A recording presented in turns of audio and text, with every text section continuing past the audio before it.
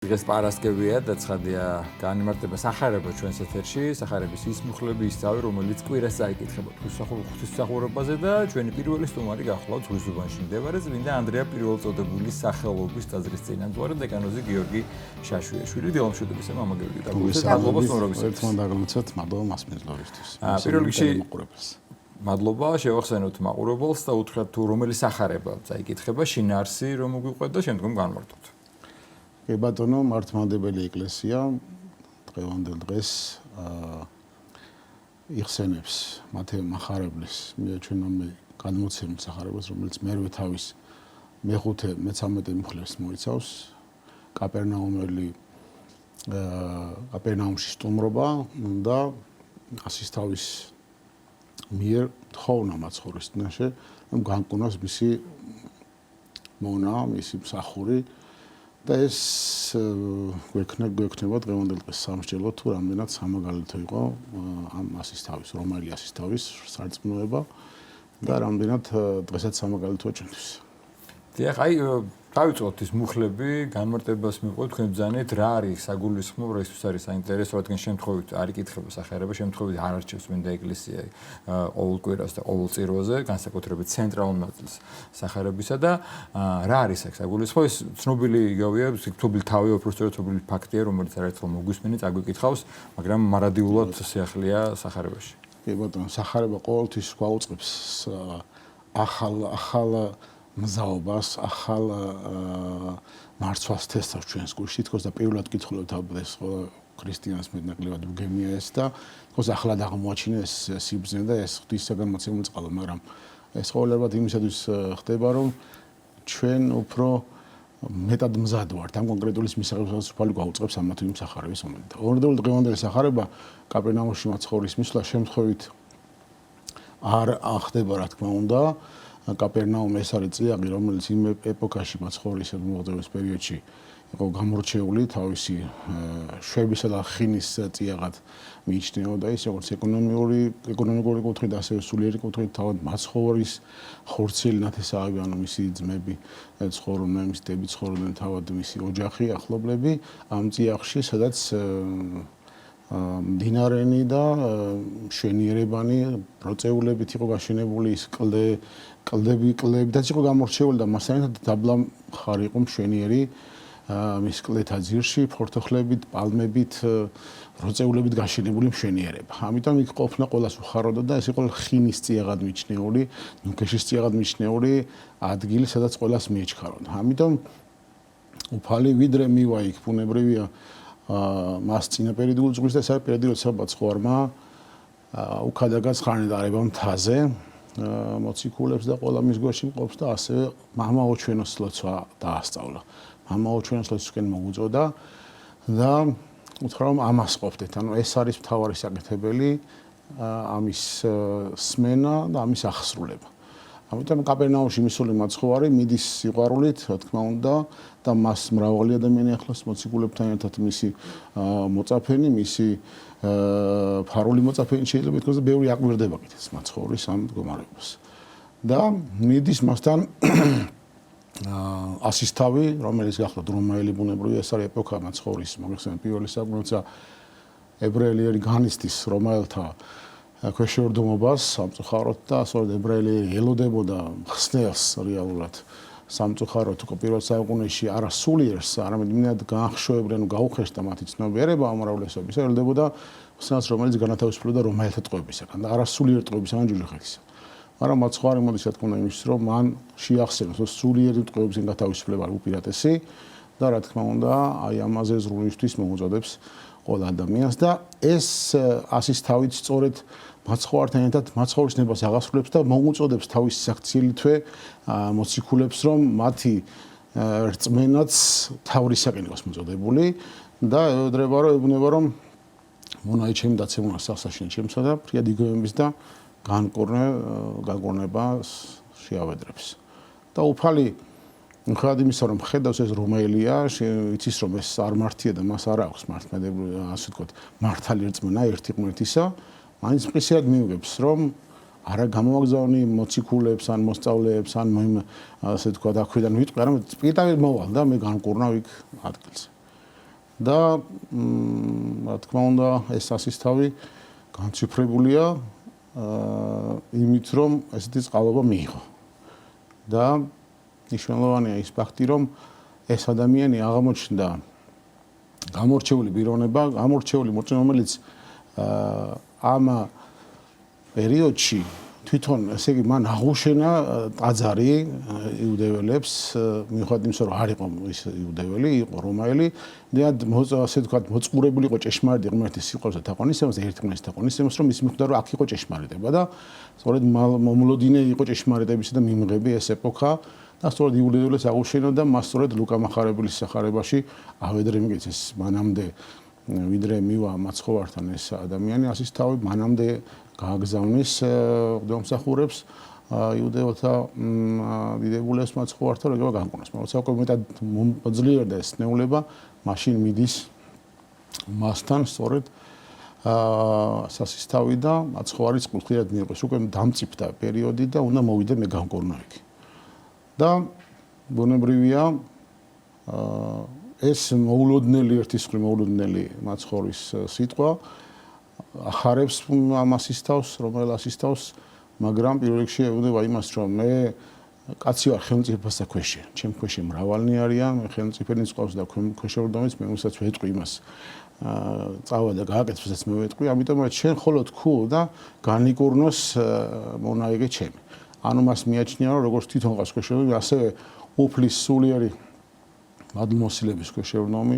არის სწორედ ანგელოსთან კრებული და მათ ძალუძს რომ დაემორჩილოს უფლის კურთხევით ყველა სნეულება, რომელიც თქმა უნდა ისე და ისე ღვთისაგან დაშვებით ხდება, რომ ადამიანი ღმერთისას მოუწოდოს მას და დაადგინოს აი ამ სამკვიდრებელში. ასე რომ ეს განმოციფრებელი აღთქმა უფლისაგან მიცემული რომ ის მივა და განკურნავს, რა თქმა უნდა ახარებს ასისთავს, მაგრამ კიდევ აქვს ამისთვის რომ მე არა ვარ მზად და არა ვარ ღირსო ჩემს სახში შემოხვიდე, ამით ხას უსვავს იმას რომ თან აწვიმანებს აი ამ მდგომარეობას არა უკადრისოს მის სახში მზად პირიქით მე არა ვარ ღირსი ამისთვის, ანუ თქვენი სიტყვაც კი საკმარისია. ანუ ამით მოუწოდებს მოციქულებსაც რომ მაცხოვარი ყოვლის შემძლეა, მაცხოვრის სიტყვაც კი საკმარისია. მას არ ჭირდება თუნდაც წამალი, თუნდაც სვლა, თუნდაც გარჯა და შრომა, რომ ის ასე ვთქვათ მისი სურვილი და ნება აღსრულდეს. და მაშინ თუმცა მიუგებს ასისთავი რომ სიტყვით ხოლო თქვო და განიკურნოს მონაიგი ჩემი, მაშინ მაცხოვარი მოუბრუნდება მოციქულებს და ეუბნება რომ ეს თვითონ სარწმუნოება არ მიპოვია ისრაელშიც კი. ეს არის მნიშვნელოვანი მდგომარეობა, რომ რომაელი მოდის წარმართი, მოდის ერთი ღმერთის თაყვანისმცემლის რჩეულიერის წევრთა ერთის მხრივ სამხილველად, მეორეს მხრივ სამოზღვრებლად, მესამეს მხრივ სიყვარულის შემოსაკრებად და ბუნებრივია ეს ახარებს უფალს, რომ მისი სურვილი აი სხვისაგან დაესწავება ყველა ქრისტიანისთვის, ქრისტესთვის და ქრისტეს სიყვარულისთვის გამორჩეულ ადამიანს. და რასაც სწორედ ეს რწმენა ვერ პოვეს, ესე იგი მე მიუგებს უფალი ასე ისრაელში, აი ეს ადამიანი მოდის და მაგალითს აძლევს ყველა მათგანს. ამიტომ რა არის უმთავრესი მდგომარეობა, რომ ღვთისაგან ჩათესილი მარცვალი ყველა ადამიანში, მიუხედავად იმისა, ის რომელიც სარწმუნოების წარმომადგენელია, თავის დროზე სიმწიფის პერიოდს ელოდება. და ამასის თავის სწორედ ეს საქციელიც არის პერიოდს მწიფდება მისი სულიერი მდგომარეობა და განაპირობებს რომ მოემზადოს და დამწიფდეს უფრო მეტად სიმწიფის პერიოდში შევიდეს სწორედ იუდეველთა მდგომარეობას, რომ ისინი აღიარებდნენ მაცხოვარს როგორც ყოვლის შემძლეს, როგორც ყოვლის მცოდნეს, როგორც ყოვლის მაკურთხეველს, რომელსაც ემორჩილება ცადა ქვეყანა. და სწორედ უფალი ასეულება რომ მზის აღმოსავლეთ და დასავლეთ მოვიდოდნენ ყოველნი აბრაამისთანა, ისააკისთანა, იაკობისთანა ყოველნი და ინახიდნენ სწორედ მათთან ერთად. ანუ უფალი არ უსვამს ხას რომ რომაელები წარმართები არიან, არ გამოყოფს მათ აი ამ ერთობიდან, იმიტომ რომ უფლის ყველა ერთია, ყველა მისი შვილები ვართ, როგორც ვიაყენთ განურჩევა ჩვენი წარმომავლობისა, და ყველა პოტენციური სასუფეულის მკვიდრი ვარ. ყველა ჩვენგანისთვის არის იქ მოწოდებული სამკვიდრებელი. აქედან გამომდინარე ბუნებრივია ამით სიფრთხილით შეახსენებს უფალი და სიყვარულით რომ ყველა ანუ აღმოსავლეთ და დასავლეთ ყველა მოვა უფალთან ჭეშმარიტებასთან ყველა იქნება ამით ბედნიერი და თან აბრაამს და ისააკს და იაკობს იმისთვის ახსენებს რომ მათი გზა ჭეშმარიტია მე არ უგულებელყოფ მათ გზას არამედ ვაღიარებ ძველი აღთქმის მამამთავართ რომელიც ერთგულებდნენ ჭეშმარიტებას ერთი ღმერთის თაყვანისცემისა და პირიქით აი ამის გაგრძელება რასაც ახლა მე გადაგებ და ვინც მოვა აი წარმართის კი იმათ მისცეს შესაძლებლობა რომ აი ამ დიდებულ მამამთავართა კვალში დადგენ დიდებულ მამამთავართა გზას დადგენ დიდებულ მამამთავართა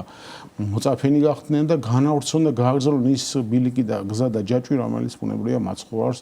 ადამიანიდან ხორციელად თავის შობამდე მოიყვანს ხო და ვისი განკაცების სწავლება სწორედ ეს მამამთავარნი თავიანთი მოღვაწეობით მოასწავებდნენ და ბუნებრივია წარმოადგენდნენ ამ დიდებულ გამორჩეულ ამ რგოლებს რომელთაც შეაერთეს სწორედ ადამის და მაცხოვრის ეპოქა და სწორედ ეს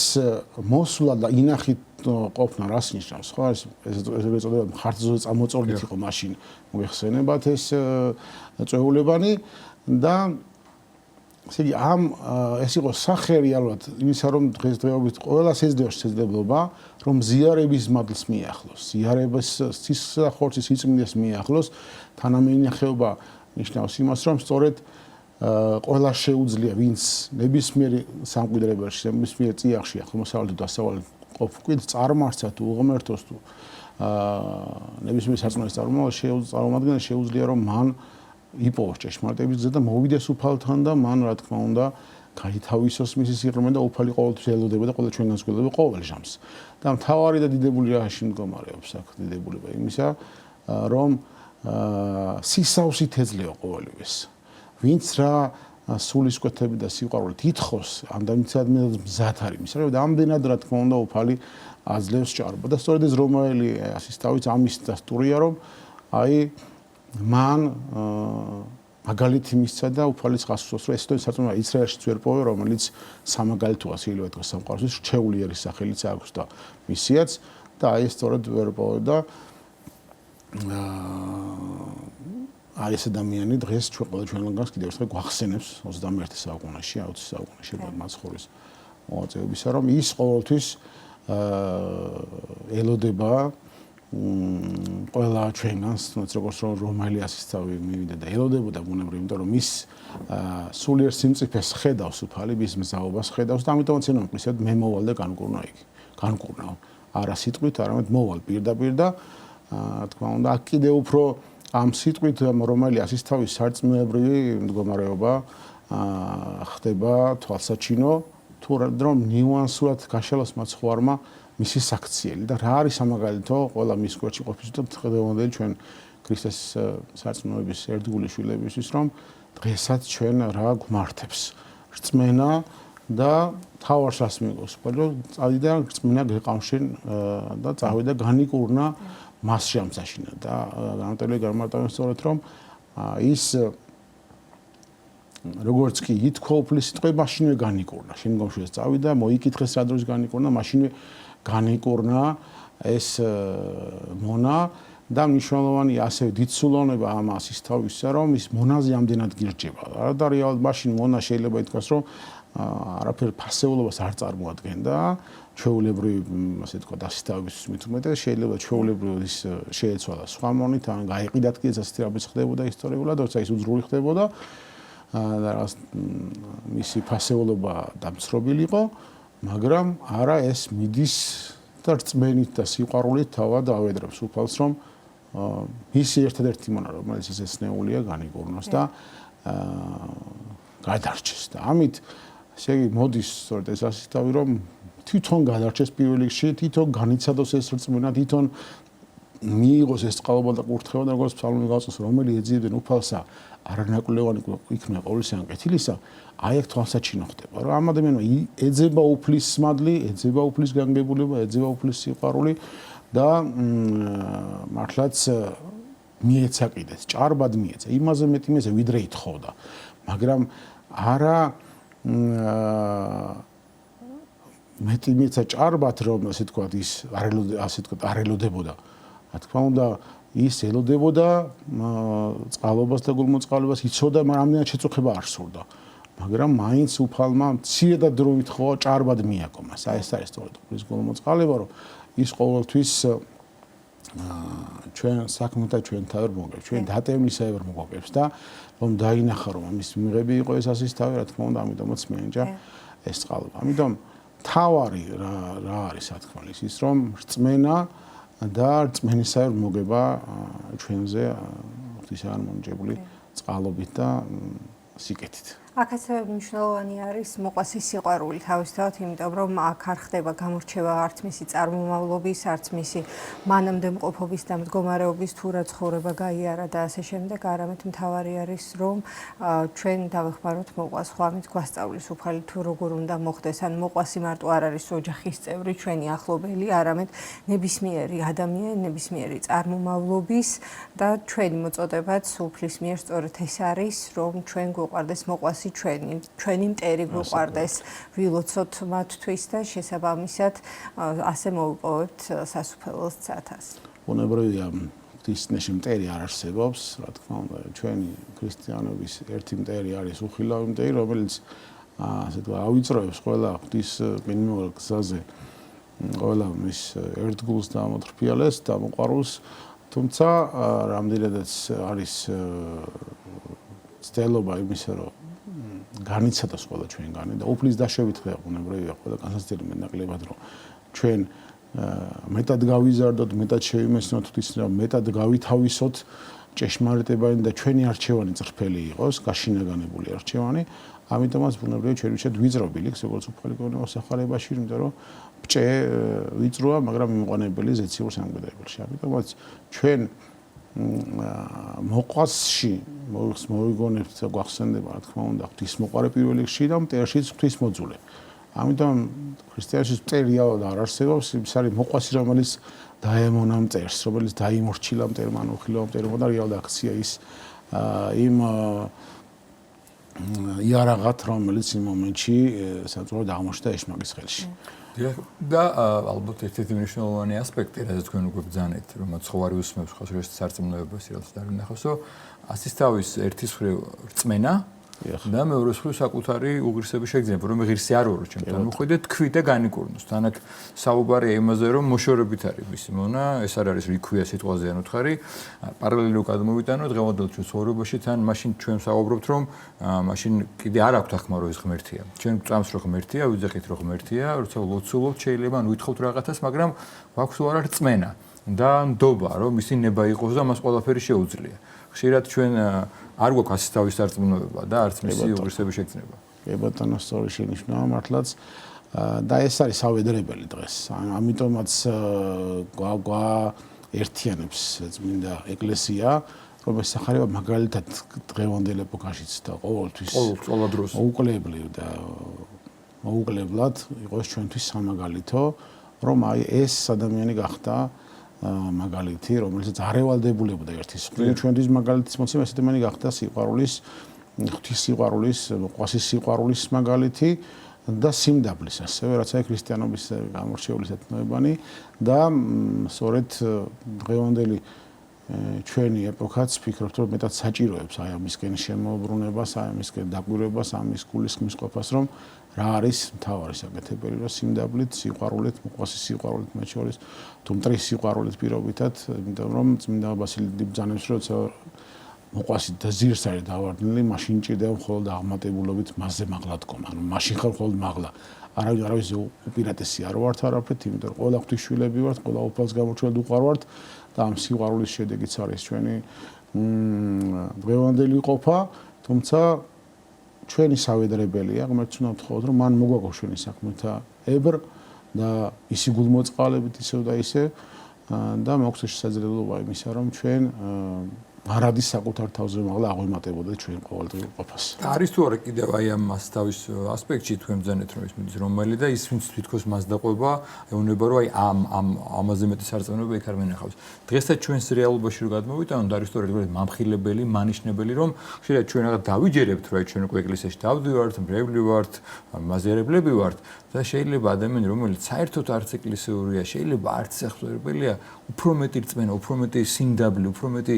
კეთილსინდისრება გამოიჩნევს და ჩვენ დავიჯერებთ რაღაცას და გონია რომ უკვე განწმენდილები ვარ და შეგვიძლია რომ რაღაცაზე მეტი ვიყოთ. აი წმინდა ეკლესიის ერთ-ერთი მთავარი ეპისკოპოსი ნიკიფორე არის განმარტებელი, რომელიც ამბობს რომ ჩვენ ქრისტეს სისხლის და ხორცის მიმღებს განგვსწავლის ეს ადამიანი, გვასწავლის და თავი ის არის გვამხილებს, ხო, თან გვამხილებს, თან სიყვარულით გვამხილებს, თან მოგვიწოდებს, რომ აი ეს არის სწორი მდგომარეობა, რა თქმა უნდა, სრულყოფის მიღწევა, ეს არის ერთჯერადი მდგომარეობა. ეს მარადის, როგორც მინდა გრიგოლონის ცნობილი სიტყვები და ჩვენთვის ძვირფასი, რომ მარადის საკუთარ თავზე მაღლა ყოფა არის ჩვენი მისია. არა სხვისი განსჯა, არა სხვისი გამოსწორება, არა სხვისი მოწოდება, არამედ უფალი განსჯის, უფალი აღზრდის, უფალი მიუტევებს. ჩვენი პრეროგატივა ეს ყოველი არის. ჩვენი პრეროგატივა არის საკუთარ თავზე მაღლება, საკუთარი თავის განსჯა, საკუთარი თავის განკითხვა, საკუთარი თავის განსწავლა და ღმერთთან მიახლება საკუთარი გულის, როგორც ღვნისა ღვთისმაშე, იმიტომ რომ მსხვერპლისა არის და იგივე შემთხვევას გავაგრძელებ, რომ ხშირად გონიათ ხოლმე და ალბათ გონია, როდესაც აძარში დავინახავთ, არ აქვს მნიშვნელობა ეს ცნობილი ადამიანი იქნება თუ არაცნობილი და უბრალოდ ვიცით მისი ცხოვრების შესახებ რაღაც გარკვეული ფაქტები და გაგვიგონია ყოფილა ასეთი, რომ ესეც ჩვენთან ერთად უნდა იდგეს, ვთქვათ, ანუ ესეც ტაძარში უნდა მოვიდეს, რა ისაქმება ახლა აქ რამდენი ვთქვათ ცუდი საქციელი აქვს ჩადენილი და ასე შემდეგ და როგორ ბედავს და როგორ მოდის ტაძარში. და ყველას კარგად უნდა გვახსოვდეს, რომ უფლის სახლი ყველასთვის არის და უფალი ყველას გულთან დგას, მთავარი არის ჩვენ მოვისურვოთ, რომ ჩვენი გულის კარი გავუღოთ, რომ შემოუშვათ უფალი ჩვენს გულში და შესაბამისად არ აქვს მნიშვნელობა ვინ უფრო ეკლესიურად ცხოვრობს და ვინ ნაკლებად ეს უკვე უფალთან ვინ იქნება მართალი შემდგომ გადაწყდება ხომ თავისთავად შეიძლება მას ჩემზე მეტი სინანული გააჩნდეს ვიდრე მე რომელიც ვთქვათ დავდივარ უფრო ხშირად ტაძარში. უფალი სწორედ ბრძანებს ახალებაში რომ მე არ მოვეწოდეთ მართლად არამედ ცოდვილთა სინანულად. ამიტომ მთავარი სინანულია უფალს უხარია როგორც უძღებიშვილის შემთხვევაში როცა პირველი უპირატესი შვილი მამის წიაღშია ხარობს, ამიტომ შენ მარადის შემთან ხარ ეუბნება მას, მაგრამ ის შენი ძმა რომელიც დაკარგული იყო და ვიპოვე და გაცოცხლა, და გაცოცხლა ეს ახარებს მამას. ასევე უფალი ყველა ჩვენგანზე, რა თქმა უნდა, ამიტომ ბატონო ხამძანაძე განსწორეთ, რომ ჩვენ მარადის მოსაპოვებელი და შესანარჩუნებელი გვაქვს ეს სულიერი მდგომარეობა. ეს არ არის რომ ერთჯერად მივახციეთ და ამით ამოიწურა ამ დასრულდა ჩვენი მოწეობის ეპოქა. არამედ ყოველთვის უფრო და უფრო ახლო მიახლება უფალთან არის ჩვენი მისია როგორც ქრისტიანების და რაც უფრო მეტად ადამიანი ახლო მიდის უფალთან ხდება რომ რამდენად უფრო კიდევ მეტად ჭირდება და წყურია მასთან სიახლე და რამდენად კიდევ უფრო დიდი გზაა მასთან და რამდენად დიდი გულმოწყალების და სიყვარულის წია უფალთან ყოფა და აი ეს ავსებს ყველა ჩვენგანს და მართლაც დღევანდელ დღეს აზრებს მაგალითს რომ აი როგორც შობის ტროპაში ჩვენ ვისმენთ ხოლმე რომ ამიტომ რომელი ვასკლავს ამსახურებენ ვასკლავისაგან ისევ თაყვანის ცემა იშენი. აი ეს ადამიანი იყო ასისთავი და ასისთავობიდან თავის მისიად ჩათვალა რომ ეს სნეული კი არა გაიყიდა და კი არა გადაეგდო პირობითად ასე თქვა დაუგულებელიყო, არამედ წავიდა თავშეთვალა მისიად სულიერად ჩათვალა. ეს თემონაყავდა უამრავი მას. კი ბატონო, თავისთავად არც ეცალა ამდენად, მაგრამ ჩათვალა. გაკითხავდა ეს ჩვეულებრივი მოქმედება იყო მაშინ და აი მათ მithგვაჩვენა სწორედ რომ აი ამ ასისთავის საქციელი სამაგალითო შეიქმნა. ასე რომ დღეს ვინ ვის უკეთესია ეს ხომ პირობითი სათქმელია. ვინ ღვთისმაშე ვინ როგორ ჩანს და ვინ როგორ დგას ეს ღვთისმაშე საწოდნელია ხოლმე და ამიტომ ვინ დღეს რას წარმოადგენს და ხვალ ვინ იქნება ხო? როგორც უფალი ბრძანებს რომ ველი შოშანეს მოსავს უფალი და ხვალ ერთ თორნეში შთაეგზნეს. დღეს ვინმე თანამდებობაში და წარმოადგენს ხვალ შეიძლება არაფერს წარმოადგენს ამ პირიქით. ამ პირიქით. ამიტომ ჩვენ სასოფლო სადასწავლო ვეძებთ უპირველესად სიმართლის სამისსა და ესე ყოველი შეგვიძლია როგორც თავად ახალება გასწავლის. დიდი მადლობა. შევახსენებ ჩვენს მაყურებელს, გვესაუბრებოდა სხვისუბანში მდებარე წმინდა ანდრია პირველწოდებული სახელობის ტაძრის წინამძღვარი დეკანოზი გიორგი შაშვიაშვილი.